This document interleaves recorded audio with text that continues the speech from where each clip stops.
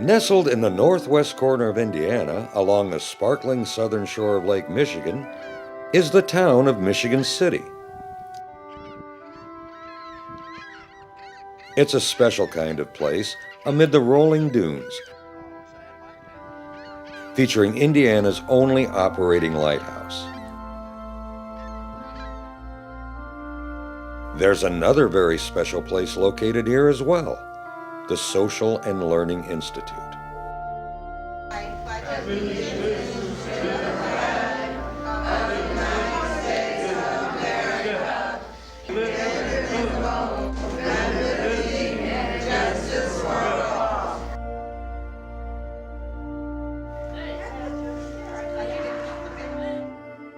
The Social and Learning Institute offers an unique educational experience for the intellectually disabled adult. No longer eligible to attend public school programs and seeking other options for services in LaPorte County, these individuals often need continuing growth and engagement in order to live a more fully integrated life and to achieve their dreams.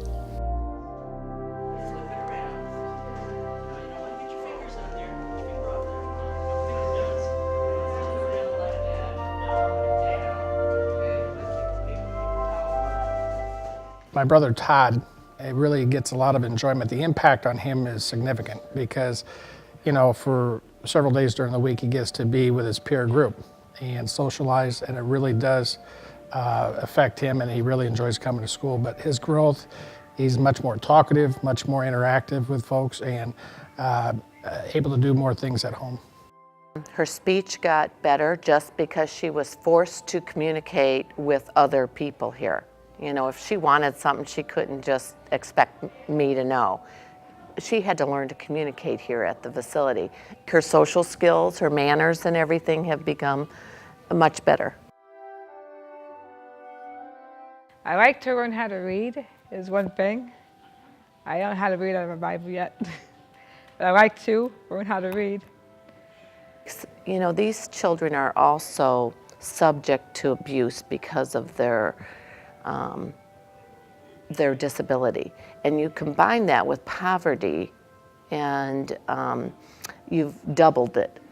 You doubled the chances of abuse occurring. One student in particular was very quiet, kind of kept to himself, didn't really intermingle with the other students. And today, he is so happy. He talks a whole lot more. Sometimes you can't get him to be quiet. He laughs, he interacts with the other students. They interact with him. So that just really touched my heart there. That is just so rewarding, so rewarding.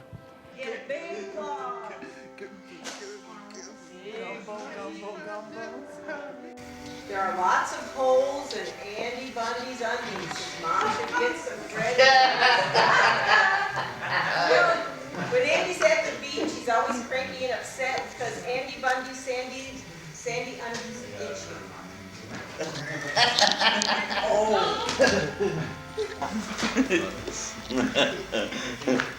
That's funny. It is. Is developing curriculum to challenge each individual and their own needs and abilities, and it feeds into a system where they help each other. That's the only way I can go, is to kind of aim high with more difficult lessons, and how it benefits everyone is that they come out with a boost to their self-esteem as each student uses their own strengths and talents to help everyone finish an accomplishment. I think they're very proud of that when they're done. I may work with Chris DeCola, or I may work with Todd, or I like to work with different students, and it gives me an interactive schedule. When she's at home, she doesn't get the socialization that she gets here, the exposure to the different things that they give the students here, such as art. The Lebesnick Center has been wonderful to help them with that. The teachers here, they take them on field trips. Go bowling once a month. There's so many things that they do here.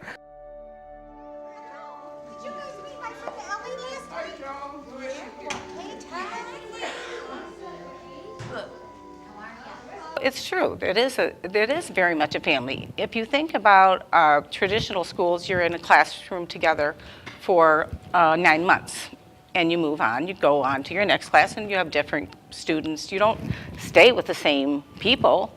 You know, we have Barb and Bill who've been here for 37 years together.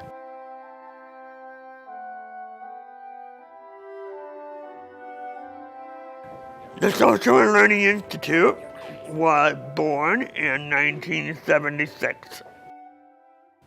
In the beginning, we started with a great amount of money. It was 0, 0, 0. People volunteered. People came from all over. Teachers that were retired. Various specialists in areas from speech to academic, and they gave up their time and their energy to make the Institute professional. In May of 1976, co-founders Marguerite Gardner and James Garucci moved their fledgling school from a parent's garage to the First Presbyterian Church on West 9th Street in Michigan City, Indiana. Over the next 35 years, the Institute outgrew its accommodations at this church and has now purchased its present location on East Garfield Street.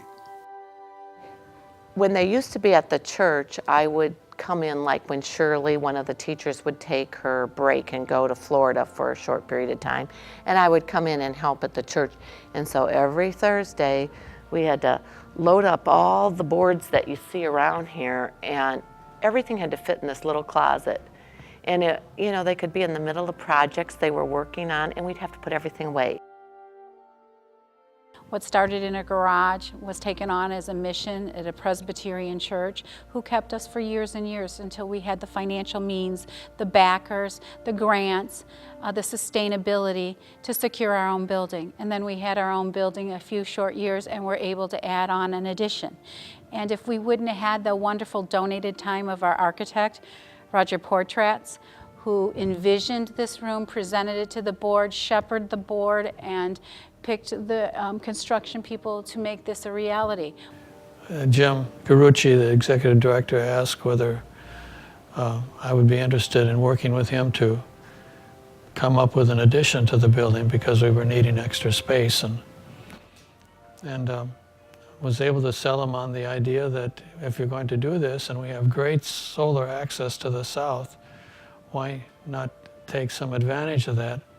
So the building I designed has a mono-pitched roof which slopes up to the south, which gives the south wall a lot larger exposure, allowing for the usage of a considerable amount of glass. And unless you're having a meeting in there or an activity in the evening, there's no need for lights to be on in that space for most of the day. And in the summer, people will say, well, you got all that glass to the south and the sun's rays are so high in the sky this summer. How do you keep all that heat out of the building? Well, you combine it with something very simple, very low tech. It's called a solar chimney. And anytime you have a height difference, air will move from the lower to the higher. And that's how we exhaust a lot of that warm air out in the summertime. Plus, the overhang on the roof is designed so at summer solstice, none of the sun is hitting the glass. So I think we've added like 2,400 square feet to this building, and our NIPSCO bill went down. It has made a vast difference in teaching here and just their morale, because we were so crowded in the other space, even though it seems like we wouldn't be. 27 bodies in there, and the teachers, and the carts to have activities, and the noise level, I think, became rather stressful in there. And since we've had the new building, there's some kind of acoustics in here that just are calming. And I think the light, too. I almost think there's like a light therapy going on in here, and sometimes they're just so peaceful and quiet.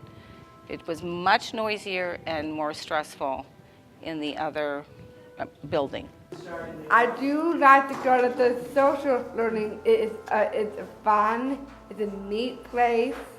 I like I hang out with all my friends, all my teachers, because they're fun. We old high school friends like tease each other sometimes. No. Yeah. Who is this, Eric? I don't know her. Yes, you do. The deputy. Most schools the best I know. It's the number one school I know is social learning. That's right, yeah. Thanks, Evan. And the teacher is the best thing in our life for them. Like when you like our mothers. It's an awesome building. The school itself is an awesome thing. I am so lucky to have been chosen to work here.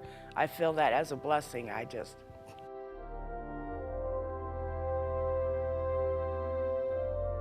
He hired the kind of people he knew would promote that kind of atmosphere.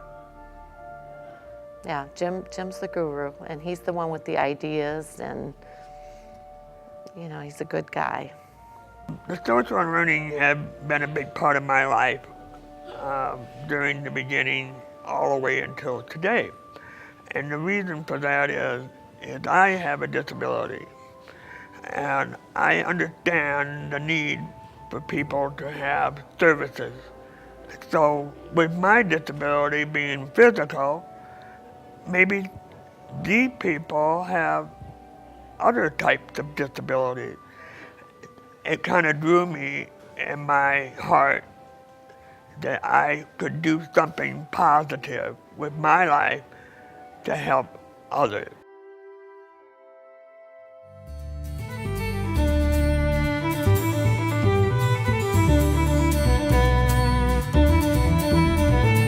Yeah, I love helping others.